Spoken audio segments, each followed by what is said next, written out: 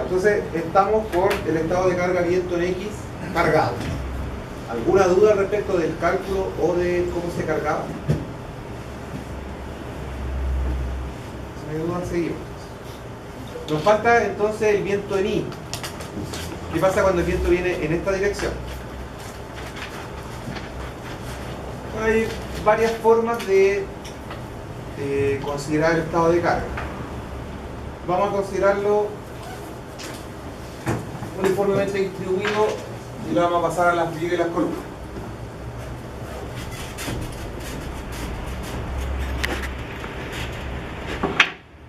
Si yo veo el galpón en eje longitudinal, con la dirección de viento en este sentido,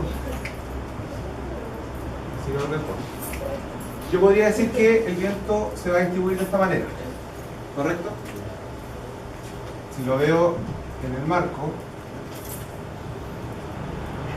podría decir que este viento se podría cargar de esta manera, como un estado de carga sobre las vigas y las columnas, ¿cierto?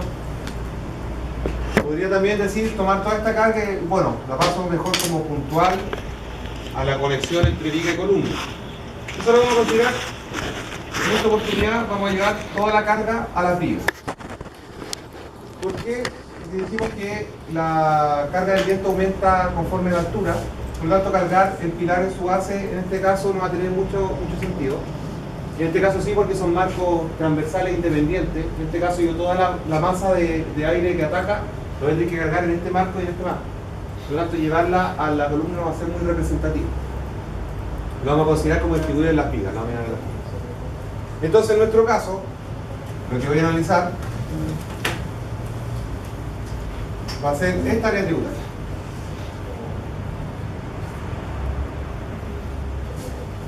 ¿Cuánto es esa área tributaria? Teníamos esto que era 3, esto que era 0.9, esto que era 6.85. La área tributaria va a ser 3 por 0 por 6.85 más 0.9 por 6.85 dividido 2.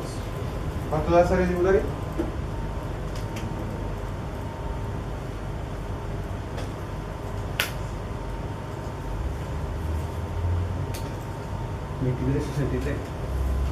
$23,63 metros cuadrados. Entonces, una gran resultante acá del viento sería una carga P que va a ser 23.63 cuadrados por... ¿Cuánto habíamos dicho que era la carga básica? 62 kilos por metro cuadrado. ¿Cuánto da esa carga resultante de viento? 61. ¿Cuánto es esa carga resultante? 1422. Entonces, hay 1422 kilos producto del viento en una de las caras del galpón. ¿Se entiende? La gran resultante acá es 1422 y acá hay otra resultante de 1422. Cada una de las caras. ¿Qué podría hacer yo? Digo, bueno, pasemos la carga puntual acá, distribuyamos los elementos. Nosotros, por ahora, especialmente vamos a decir que se va a cargar en las vigas. ¿Ok? Por lo tanto, esa gran carga de 1422 kilos la dividimos por la longitud de esta viga y nos va a quedar linealmente distribuida, ¿sí o no? ¿Cuánto es la longitud de esa viga?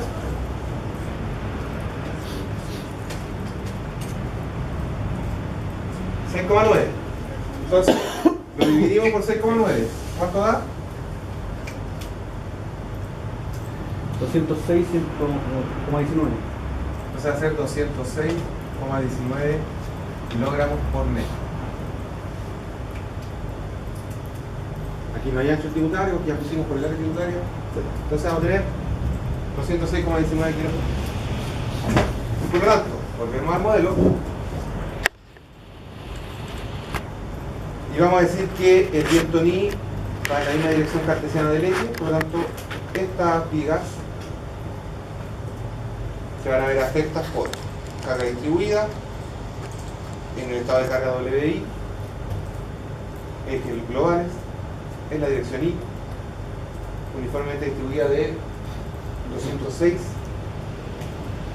206,19 kilos por 0,8. que es el factor de forma. Cuando está la cara perpendicular, la que recibe el viento se da por 0,8 y la otra por 0,4. Entonces se da por 0,8. Esa es la cara. Por lo tanto, la cara posterior del carbón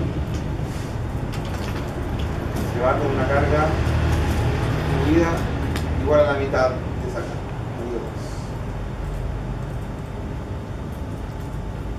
Entonces, ese sería nuestro estado de carga del viento en la dirección I. ¿Se entiende? La norma antigua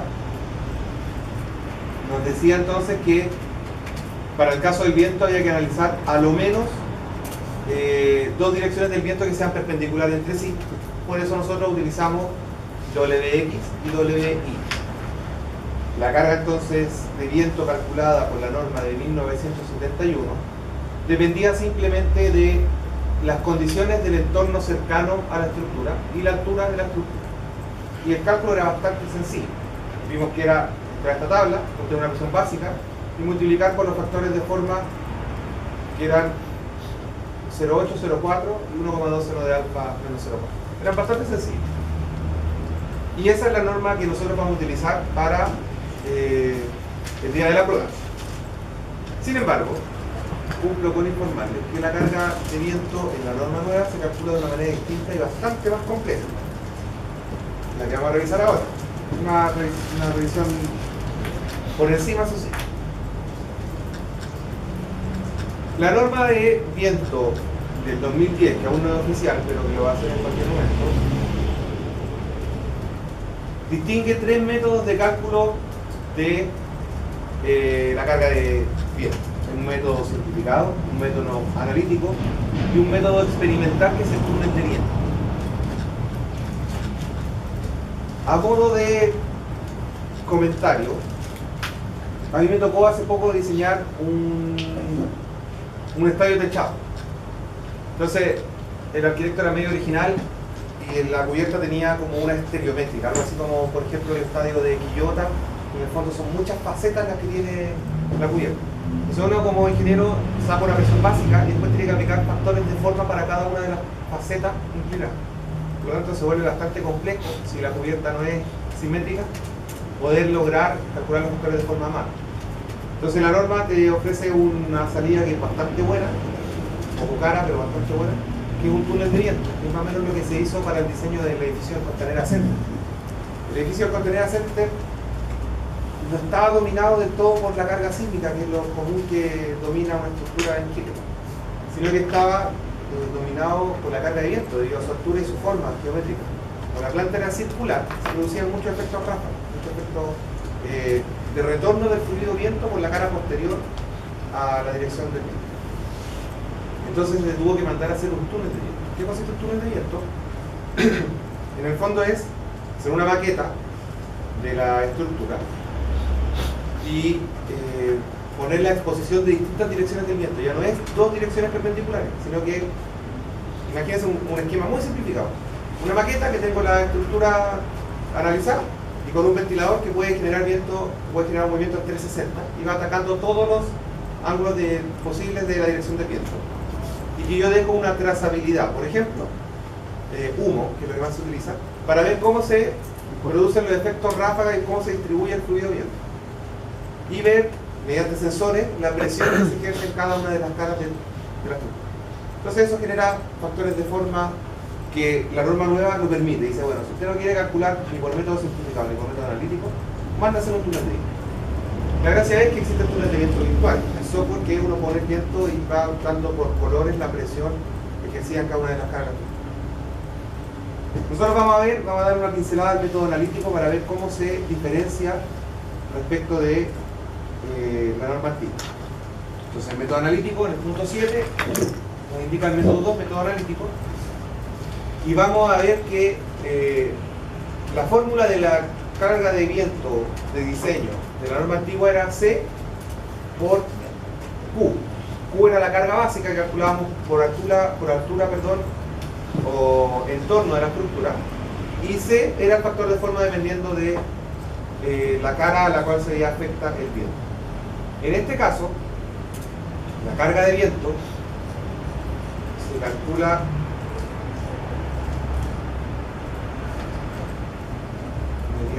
de esta forma. La carga del viento ahora, se llama Q sub z, es 0.613, que es una constante que viene de muchos valores y que no va a variar. K sub z, K sub zt, K sub t, v cuadrado y v cuadrado va a ser la velocidad del viento. K sub z, un factor de exposición. K sub zt, un factor topográfico. K sub d, un factor de dirección. Y va a ser el factor de importancia. Entonces,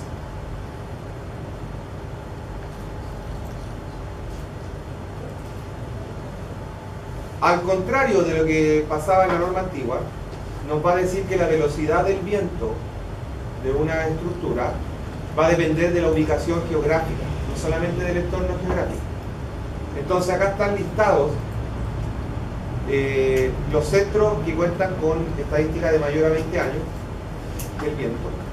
Por ejemplo, en Santiago tenemos Pudahuel, que sería el aeropuerto, la Torre Entel, uno en La Reina, etc. Entonces, según la latitud y longitud geográfica de la posición de la estructura, yo puedo tener la velocidad del viento. De aquí se extrapoló y se hizo una serie de análisis estadísticos para poder decir, bueno, si no tengo un centro cercano, estas son las velocidades del viento. Entre Arica y Copiapó, la velocidad máxima del viento en metros por segundo no va a superar los 30 metros por segundo. En Santiago Centro, o sea, perdón, en la región central de Santiago, entre Talca y Concepción, Talca y Puerto Montt, perdón, 45. En el sur 50 y en el sur extremo 55 metros partido por segundo. Es decir, la estructura ya, aunque tenga las mismas condiciones de entorno cercano, si está ubicada más al sur de Chile, aumenta la velocidad del viento. Primer gran cambio, entonces. Dependiendo de la ubicación geográfica, la velocidad del viento varía. Después nos decía entonces que había otros factores, K sub d, K sub z y K sub zt. K sub d nos dice que es un factor de direccionalidad del viento. Dependiendo de la dirección en que ataque el viento a la estructura, va a tener un factor K sub d. Pero ese K sub d no depende netamente de la dirección del viento, sino que depende de del elemento al cual se está haciendo efecto el viento. En el caso de edificios, distingue dos grandes elementos: los elementos secundarios y los elementos SPRFB, que son los elementos que componen el sistema principal resistente a las fuerzas del viento. Entonces, en el caso de edificios, me dice, bueno, para cualquier tipo de elemento usted diseña con un factor de 0.85.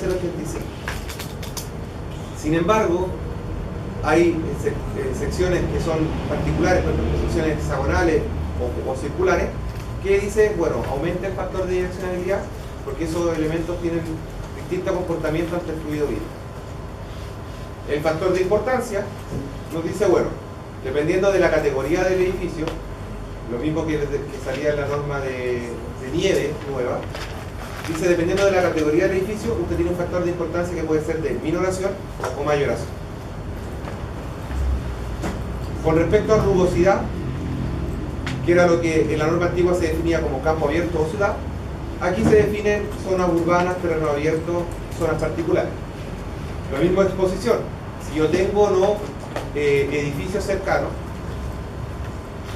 me varía la rugosidad, pero también me varía la exposición, dependiendo de la cercanía de esos edificios. Aquí se dispone cercanías en metro.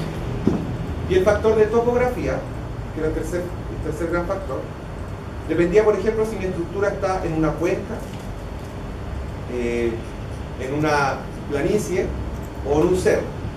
¿Okay? Todo eso también depende de cómo va a afectar el viento a la distribución de velocidad.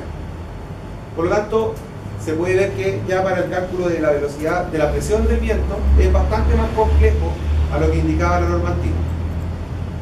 Los factores de forma de mi estructura tampoco ya no son el 1,2 seno de alfa, sino que van a ser factores de forma dependientes de la inclinación, un poco más complejizadas las ecuaciones de distribución del viento. ¿Okay?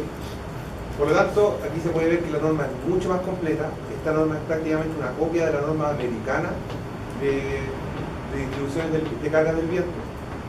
Por lo tanto, es una norma que abarca un montón de temas más que antes se dejaban sin analizar.